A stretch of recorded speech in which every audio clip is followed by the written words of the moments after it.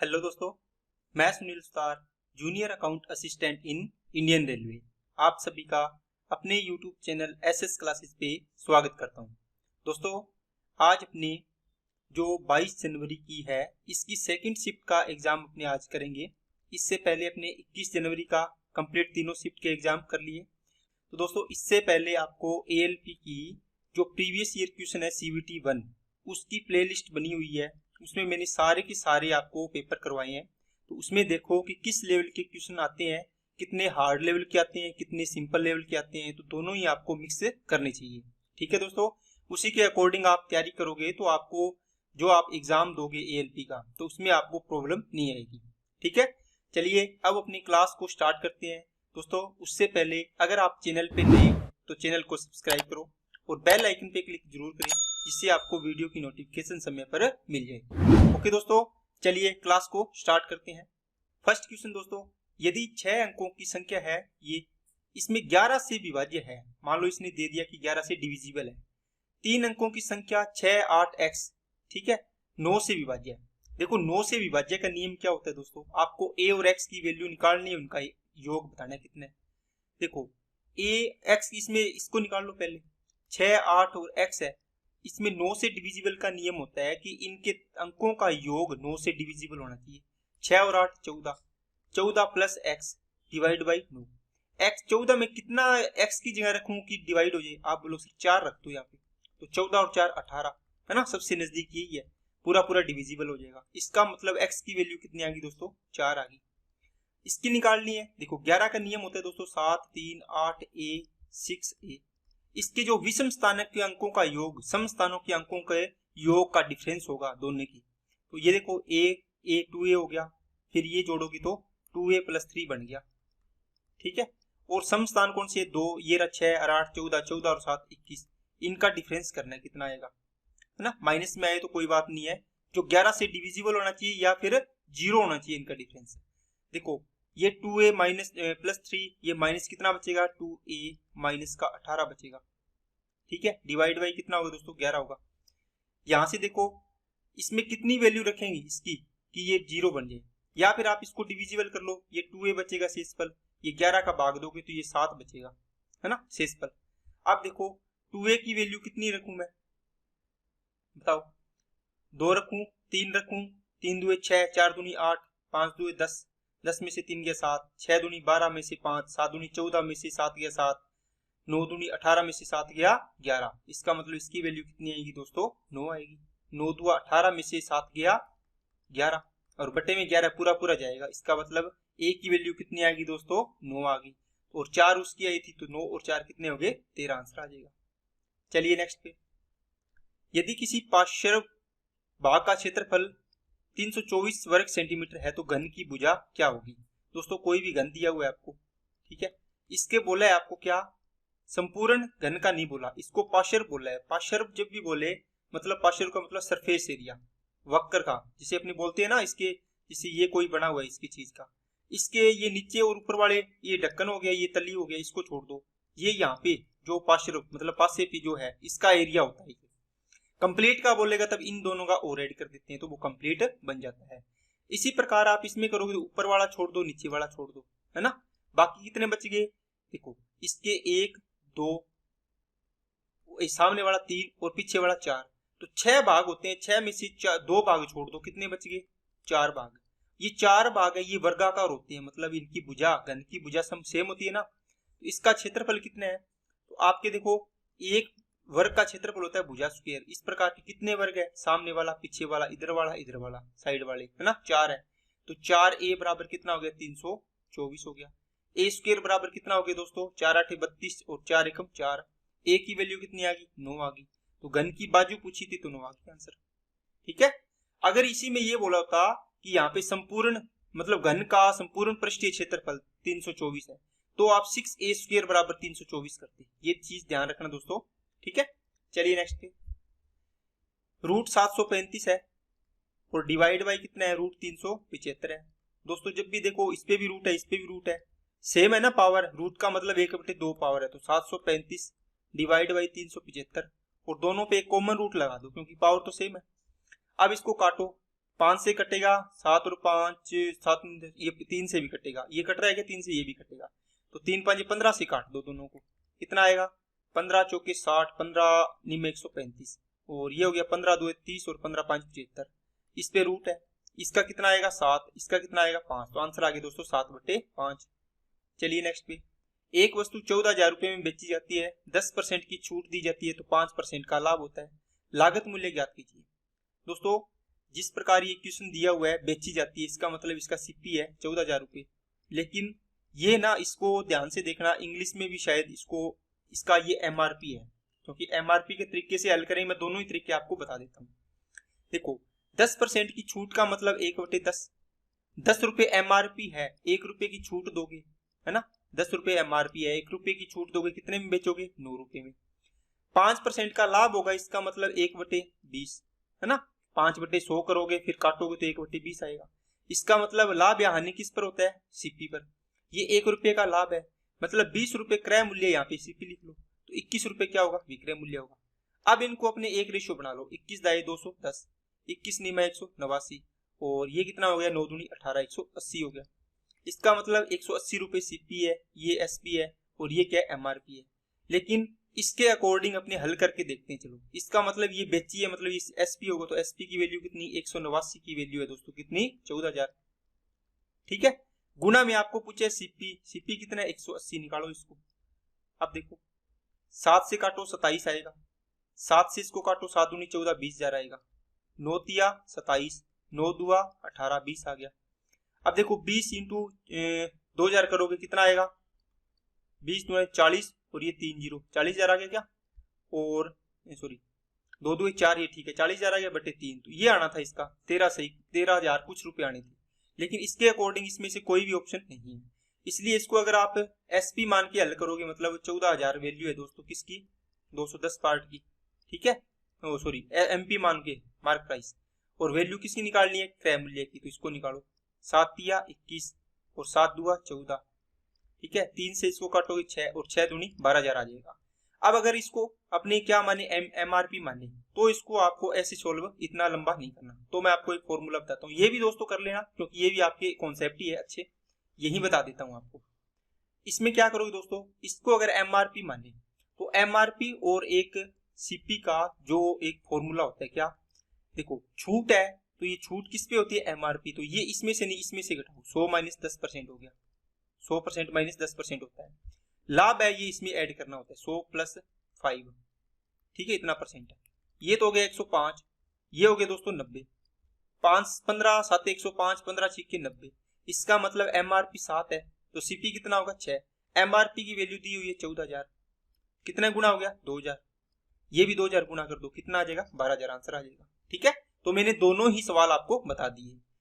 चलिए नेक्स्ट पे, 500 का 90%, 90% का 90% आपको निकालना है दोस्तों।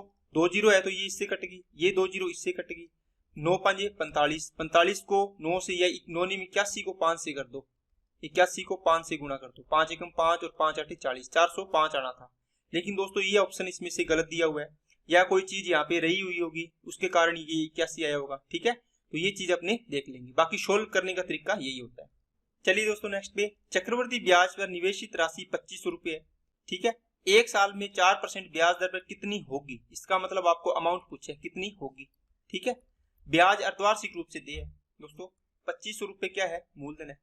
2500 पर देखो एक साल का हिसाब करते तो 4% दर होती, लेकिन अर्धवार्षिक दे है तो दर कितनी हो जाएगी, आधी 2%, तो ये 2% 2 साल के लिए लगेगी, एक तरीके से साल तो एक ही है लेकिन एक साल में 2 बार हल होगी, तो 2 + 2 + 2 × 2/100 से आप हल करते हो, इफेक्टिव रेट निकालते हो, इतना परसेंट आएगा, तो कितनी आएगी सीआई परसेंट की दर 4.04%, तो 4.04% बटे 100, क्योंकि प्रतिशत आया नीचे 100 आया, ये पॉइंट हटाओगे नीचे फिर 100 आएगा, ये 2 जीरो से 2 जीरो, 25 चौका 100, 4 से इसको काटा 101 आ गया, तो दोस्तों ये तो आया 101 रुपए ब्याज है। लेकिन आपको अगर सीधा अमाउंट निकालना हो तो क्या करते आप, 2500 का सीधा 104.04% निकाल देते, समझ में आ गई ना, अमाउंट के लिए 0 से 0 कट जाता, ये पॉइंट हटाओगे नीचे आया, ये पॉइंट आया नीचे 2 जीरो आ गई, 25 चौका 100, 4 से इसको काटोगे तो 2601 आंसर आ जाएगा। ये निकाला होगा तो आप क्या करो 2500 में 101 और ऐड कर दोगे तो ये 2601 आ जाएगा। चलिए नेक्स्ट 4.4:5 का प्रतिलिपि अनुपात कुछ है। दोस्तों प्रतिलिपि का मतलब हो गया क्या, डुप्लीकेट रेशियो। डुप्लीकेट इंग्लिश में बोलते हैं इसको डुप्लीकेट। डुप्लीकेट का मतलब क्या होता है, आप बोलोगे सर डुप्लीकेट का मतलब हो गया एक कॉपी और बना देना। तो देखो 4:5 है, डुप्लीकेट का मतलब होता है इनका स्क्वायर करना। देखो एक जैसा और कर दिया, 4:5 4:5 एक और कर दो, यहाँ पे स्क्वायर लगाओ चाहिए ना लगाओ, है ना, 2 बार कर दिया। अब इनको गुणा करो, क्या आएगा 4 चौके 16, 5 5 25, ये हो गया 16:25। अगर आपको पूछा होता सब डुप्लीकेट रेशियो, उसका मतलब होता है अंडर रूट करना। डुप्लीकेट का मतलब एक कॉपी और बनाना, और सब डुप्लीकेट का मतलब होता है जो कॉपी, जैसे 16:25 होता, आपको पूछा होता सब डुप्लीकेट रेशियो बताओ, इनका अंडर रूट कर दो 4:5 आ जाएगा। ठीक है, तो दोनों चीजें आपको ध्यान रखनी है। चलिए दोस्तों नेक्स्ट पे इनको सब दोस्तों ऐड करना है। ठीक है, इनको ये भी प्लस का, ये प्लस का, ये प्लस, ये इधर आके प्लस का हो जाएगा, इसको इधर लेके आओगे। ठीक है, यहाँ एक्स ही निकालना है अपने को, एक्स रख लेना। इन सभी को ऐड करके इसमें से ये घटा देना, आपका आंसर आ जाएगा जो भी है। ठीक है, ये तो प्लस माइनस ही करना है, कर लोगे आप। चलिए नेक्स्ट पे बिंदु ए बी सी रेखा का 2:1 में विभाजन करता है। बी के सह निर्देशांक 3 - 4 है और सी के 0.5 है। बिंदु ए के सह निर्देशांक क्या होंगे। दोस्तों आपको बी और सी कोई रेखा है, ठीक है, इसके 2 पॉइंट है, ये सी हो गया। इसके निर्देशांक कितने हैं, 3 है, -4 है। इसके निर्देशांक है 0 है, 5 है। ये कहता है इसको 2:1 में डिवाइड करता है, 2:1 में। दोस्तों इसको ध्यान से समझना, आपको एक बार में ये बहुत ही अच्छे तरीके से समझ में आ जाएगा और ना ही कोई फॉर्मूला रखना पड़ेगा। देखो कैसे, कल अपने एक सवाल किया था ऐसा ही, उसमें 1:1 था ना, 1 क्या था 1, तो इसमें क्या है 2:1 है। आप क्या किया करो, ये 2 है, इसका उल्टा अनुपात है, जो मतलब दूसरी साइड वाला निर्देशांक कौन से है, इसके दूसरी साइड वाले निर्देशांक ये है ना, इसके दूसरी साइड वाले निर्देशांक ये है। आप पहले इनको गुणा करो, 2 का गुणा किया 2 0 0, 2 5 10। ठीक है, अब इसका गुणा करो 1 का इधर, तो 3 एकम 3, 4 एकम 4 माइनस का। अब आपका इस रेशियो में देखो, आप क्या करना होता है कि आप जो m1x2 plus m1m2x1 divide by क्या करते हो m1 प्लस m2 करते हो। आपने ये गुणा कर लिया, आपको टेंशन नहीं करनी पड़ेगी, अब हो गया गुणा, आपको ये यूज करना है, इसको छोड़ देना दोनों को। गुणा करने के बाद m1 प्लस m2 आना है नीचे, बस ये बताने के लिए मैंने ये लिखा है। ठीक है, अब देखो इसका निर्देशांक होगा, एक x निर्देशांक होगा और एक y होगा। x निर्देशांक क्या आएगा, देखो x वाले जोड़ो, ये पहले होते हैं, ये x वाले होते हैं, तो 3 + 0 डिवाइड बाई कितना आएगा 2 + 1, ये 2 और 1 3, रेशियो आएगा नीचे। इसी प्रकार का माइनस का 4 प्लस का 10 डिवाइड बाई 2 प्लस कितना आएगा 1 आएगा। क्या आएगा 3 एकम 3/3, तो कितना आएगा दोस्तों 1 आ गया। ये कितना बचेगा 6/3 मतलब 2 आ गया। इसका मतलब आपके इसके निर्देशांक आगे 1 और 2 आ गए। ठीक है, आपको ये फॉर्मूला नहीं रखना पड़ेगा, बस ध्यान रखना है इन दोनों का रेशियो का योग आता है नीचे, 2 और 1 3, 2 और 1 3। ओके, चलिए नेक्स्ट पे, एक खाली पुल को भरने के लिए दो नल क्रम से 10 मिनट और 15 मिनट लगाते हैं दोस्तों, 10 मिनट और 15 मिनट। मान लो ए है और ये है बी। यदि पहला नल 4 मिनट के लिए खुला है, इसका मतलब आप इसका टोटल वर्क मानोगे 60, 10 छिका 60, 15 चौके 60। अब कहता है पहला नल है 4 मिनट के लिए खुला है। देखो ये पहला नल है, 1 मिनट में 6 लीटर पानी भरता है, तो 4 मिनट में कितना पानी भर देगा, ये 24 भर देगा। इसका मतलब 24 तो इसमें से भरा गया, बच गया कितना 36, बच गया कितना 36। अब कहता है पुल भरने के लिए दूसरे नल को कितना समय लगेगा। देखो इसको तो बंद कर दिया अब पहले वाले को, अब आएगा ये, तो ये 4 की दर से भरेगा, 1 मिनट में 4 तो 36 कितने मिनट में 9 मिनट में, तो आंसर आ जाएगा दोस्तों 9 मिनट। चलिए नेक्स्ट पे, त्रिभुज एपीसी त्रिभुज आरएसटी के समान है। इसका मतलब दोस्तों इसका रूप, इसका मतलब इसका है कि समरूप है। ठीक है, सिमिलर है। सिमिलर का मतलब क्या हो गया, 2 ट्राइंगल है, एक है ए बी सी और एक है क्या त्रिभुज आर एस और टी, आर एस और टी। समरूप आपको त्रिभुज ए बी सी, त्रिभुज ए बी और सी समरूप है त्रिभुज आर एस और टी के। इसका मतलब दोस्तों ये इस प्रकार समरूप होते हैं कि ए बी है पहले, तो पहले क्या है इसमें आर एस, तो ए बी आर एस के, ठीक है, ए बी भुजा आर एस के, बी सी भुजा एस टी के, और पहली और तीसरी ए सी भुजा पहली और तीसरी आर टी के। मतलब ये भुजा इसके, ये भुजा इसके और ये भुजा इसके। ठीक है, ये इस प्रकार इनका रेशो बनेगा। अब देखो आपको पूछे है त्रिभुज AB बटे, तो AB की लंबाई पूछिए तो AB के समरूप क्या होगा दोस्तों, RS होगा, तो RS लिख दिया आपने। इसी प्रकार जो इसकी ऊंचाई होगी क्या होगी, मान लो इसकी ऊंचाई AD बनेगी, AD बना लो, कुछ भी बना लो, AD, ये AD है, तो इसकी ऊंचाई मान लो RSTU बना लो, ठीक है, तो ये क्या बनेगी, RU, इसकी समरूप होगी।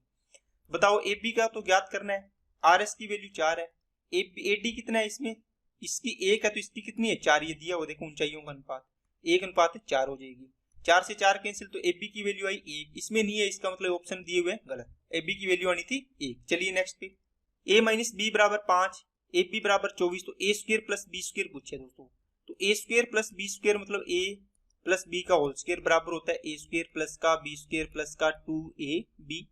A इसका तो पूछा ही है आपको, ये रहा, ये वैल्यू इधर ले आओ, A प्लस बी कितना है, सॉरी A माइनस बी है ना, यहाँ A माइनस बी कर लो, इसको, इसका फॉर्मूला क्या बन जाएगा, फिर माइनस हो जाएगा यहाँ पे, A माइनस बी की वैल्यू 5, 5 का स्क्वायर 25, ये इधर माइनस है तो इधर आके क्या हो जाएगा प्लस का, AB की वैल्यू 24, तो 2AB की वैल्यू 48 हो जाएगी, बराबर में कितना A स्क्वायर प्लस का बी स्क्वायर हो जाएगा, 5 और 8 13, इकाई अंक 3 आ रहा है, तो ये ऑप्शन हो जाएगा। चलिए नेक्स्ट पे, एक बाल्टी को भरने के लिए सामान्य रूप से 4 मिनट लगते हैं, बाल्टी में छेद होने के 6 मिनट लगते हैं। मान लो A कोई बाल्टी को भरता है और एक और इसके साथ हो गया जो छेद है B, इसको 4 मिनट लगते हैं, ये 6 मिनट लग रहा है, इसका मतलब ज्यादा टाइम क्यों लग रहा है, क्योंकि ये खाली करने वाला होगा, छेद है, इनका एलसीएम आया 12, 4 तिया 12 प्लस है भरने वाला, 6 दूनी 12, इन दोनों से भरी जा रही है बाल्टी, मतलब A माइनस बी की वैल्यू कितनी होगी, 2 होगी, A की वैल्यू कितनी है 3, माइनस का B बराबर में कितना 2, तो B की वैल्यू कितनी आ गई, माइनस की 1 आ गई, ये इधर लेके आओगे तो ठीक है, ये माइनस होगा, लेकिन माइनस माइनस प्लस करके आप ये मत बोल देना कि सर प्लस आ रहा है, इसको मैं आपको समझाने के लिए, याद रखने के लिए बता रहा हूँ कि ये खाली रखने वाली है, ठीक है।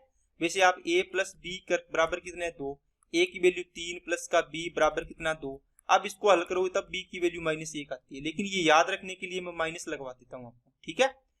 एक इसकी B की वैल्यू कितनी आ गई, -1। अब देखो तो पूरी बाल्टी को कितने समय में खाली करेगा छेद, तो 12 लीटर की बाल्टी है, 1 लीटर 1 मिनट में खाली कर दे, तो कितना मिनट लगेगा, 12 मिनट। चलिए नेक्स्ट पे, कोई वस्तु 100 मीटर प्रति सेकंड की गति के साथ चल रही है, 1 मिनट में इस वस्तु द्वारा तय की गई दूरी, दोस्तों देखो 1 सेकंड में आपकी कितनी दूरी है, 100 मीटर, आपको 60 सेकंड में निकाल लिया, मतलब 1 मिनट का मतलब 60 सेकंड, ये 1 मिनट हो गया, तो 60 इंटू क्या हो जाएगा 100, तो 6000 मीटर हो गया। आपको देखो किलोमीटर में पूछा है तो इसको 1000 से डिवाइड कर दो, कितना आ जाएगा, तीनों जीरो कट गई तो 6 किलोमीटर आ जाएगा, तो ये ऑप्शन हो गया आपका 3 नंबर। चलिए नेक्स्ट पे, एक वस्तु जिसकी चिन्हित कीमत मतलब MRP दिया हुआ दोस्तों, MP 100 रुपये है, 10% की छूट दी गई तो आपने 10% छूट दे दी, मतलब 90% वैल्यू होगी इसकी। 25% का लाभ के लिए इस वस्तु को क्या कीमत पर बेचना चाहिए दोस्तों, ये इसका छूट दे दी, अब इसको 25% लाभ कमाना है तो इसको 125/100 में बेचनी पड़ेगी, इसका देखो कितना आएगा, ये SP आ जाएगा इसका, तो 100 से 100 काट दो, ये 0 से ये 0 कट गई, ठीक है, 25 पांजे 5 से काटा 25 और 5 से काटा 2 आ जाएगा, ठीक है, और 25 निमे 225 और डिवाइड बाई 2, 112.5 इसका आंसर आ जाएगा।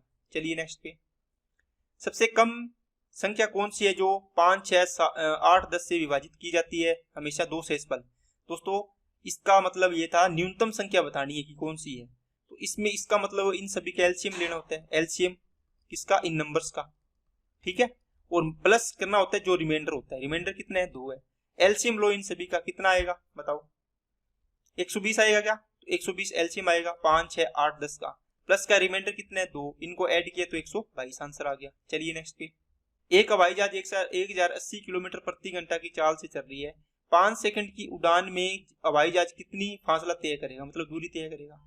देखो दोस्तों ये किलोमीटर प्रति घंटा है, इसको 5/18 से गुणा कर दिया तो ये मीटर प्रति सेकंड बन गया, ये चाल ही है, चाल इंटू समय कितना है 5 सेकंड, ठीक है।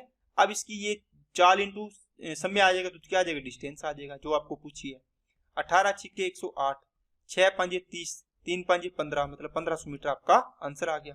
चलिए नेक्स्ट पे, एक्स के पास 60 सिक्के हैं टोटल 60, 1/2 भारतीय सिक्के हैं, 1/6 अमेरिकी सिक्के हैं, दोस्तों ये है इंडियन, ये हो गया अमेरिकी और ये हो गया रिमेनिंग, उसके पास अन्य सिक्के अदर मान लो इसको, ये 1/2 है तो ये कितने होगी 60 का 1/2 30, ये 1/6 है मतलब 60 का 1/10, 30 और 40 कितने बच गए 20, तो 20 सिक्के किसके हैं? अदर के हैं, ये पूछा था।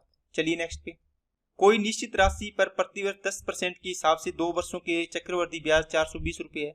समय अवधि और समान दर से समान राशि पर साधारण ब्याज क्या होगा?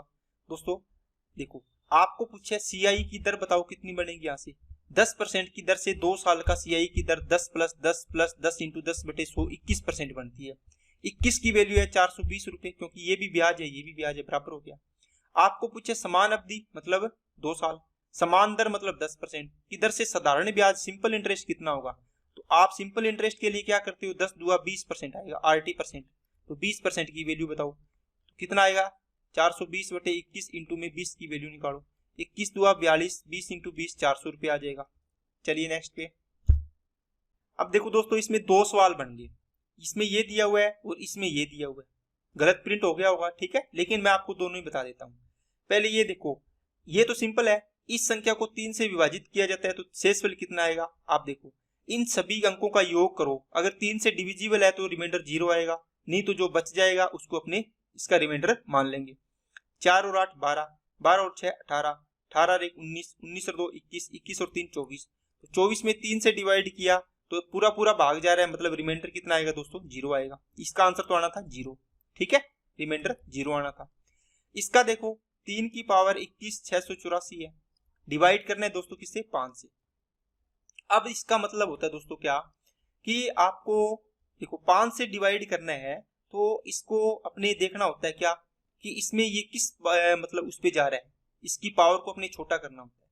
3 की पावर है तो 3 की पावर में देखना होता है। इसका देखो 2 तरीके होते हैं। इसका आपको यूलर नंबर निकालना होता है, यूलर नंबर, या आप देख लो 3 की कितनी पावर के बाद रिपीटेशन होता है? 4 पावर के बाद रिपीटेशन होता है। 3 की पावर 4 होगा तो 3 की पावर 4 81, मतलब इकाई अंक कितना होगा? हर 4 पावर पे 1 आएगा इकाई अंक। इसको देखो 4 से डिवाइड कर लो, ठीक है, 4 से, तो 4 से डिवाइड करो एक बार कितना बनेगा? 4 × 5 = 20, 4 × 4 = 16, 4 × 2 = 8 और 4 × 1 = 4।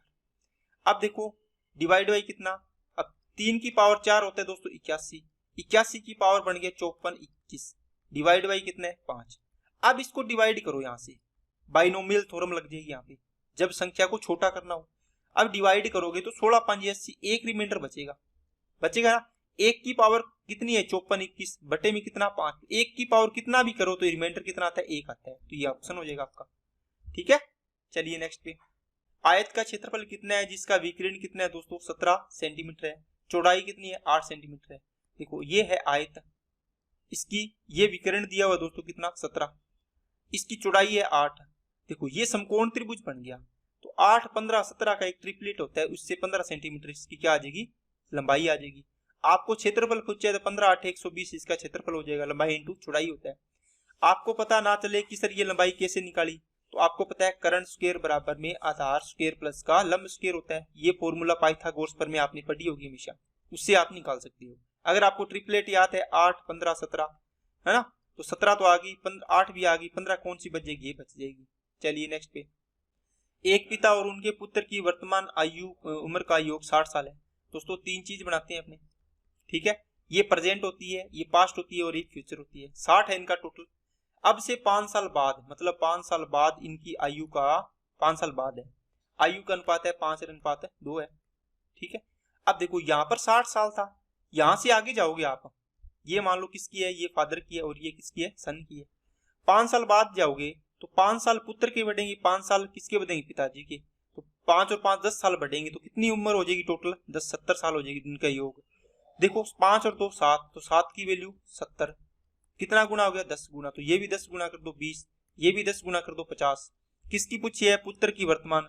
तो ये 5 साल बाद है तो 5 साल पहले जाओ तो कितनी आ जाएगी? 15 साल उम्र आ जाएगी इसकी। चलिए नेक्स्ट पे। अधिक कोण खालिस्तान होता है दोस्तों 90 डिग्री से अधिक कोण होता है, वो क्या होता है? अधिक कोण होता है। 90 डिग्री के बाद बराबर होता है, वो क्या होता है? समकोण होता है ना, राइट एंगल होता है। ये क्या होता है? 45 डिग्री के बराबर होगा तो ये न्यून कोण होगा। ये दोनों न्यून कोण में आएंगे, है ना, समझ में आ गई क्या? ये समकोण और ये अधिक कोण। चलिए नेक्स्ट पे। 981 का ज्यामितिक मध्यक बताओ। इसका मतलब हो गया दोस्तों जीएम, ज्योमेट्रिक मीन बताना है। ज्योमेट्रिक मीन क्या होता है? जो भी, जैसे मान लो ए और बी है तो इसका ज्योमेट्रिक मीन होता है a × b का अंडररूट। ए और बी कितना है? 9 × 81 का अंडररूट निकाल दो। इसका अंडररूट आएगा 3, इसका आएगा दोस्तों 9 और 9 × 3 = 27, आंसर आ गया। तो दोस्तों आज की क्लास के सारे क्वेश्चन 2 भी थे, 25 क्वेश्चन मैंने आपको करवाए हैं। 25 के 25 क्वेश्चन बढ़िया लेवल में नहीं थे, कुछ क्वेश्चन तो बिल्कुल सिंपल थे और कुछ क्वेश्चन है जो कॉन्सेप्ट सीखने वाले थे। ठीक है दोस्तों, तो आपने सभी क्वेश्चन को अच्छे से बढ़िया तरीके से समझा होगा। आज आपने एक तो ये सीखा है जीएम, एक इससे पहले भी एक कॉन्सेप्ट आया था, कौन सा, डुप्लीकेट रेशो और सब डुप्लीकेट रेशो। तो ये भी पॉइंट है, तो ये चीजें दोस्तों आप इनको नोट कर लिया करो, क्योंकि कभी कभी आ रही है, तो इसको नोट कर लिया करो ताकि आपको पता रहे कि क्या चीज मैं देख रहा हूँ। ठीक है, चलिए आज के लिए इतना ही रखते हैं। अगर आपको वीडियो अच्छी लगे तो लाइक करना, चैनल को सब्सक्राइब नहीं किया है तो चैनल को सब्सक्राइब करना और अपने दोस्तों के पास इसको ज्यादा से ज्यादा शेयर किया करो ताकि उनको भी इस चीज का लाभ मिल सके। ठीक है दोस्तों, तो आज के लिए इतना ही। Okay, thank you.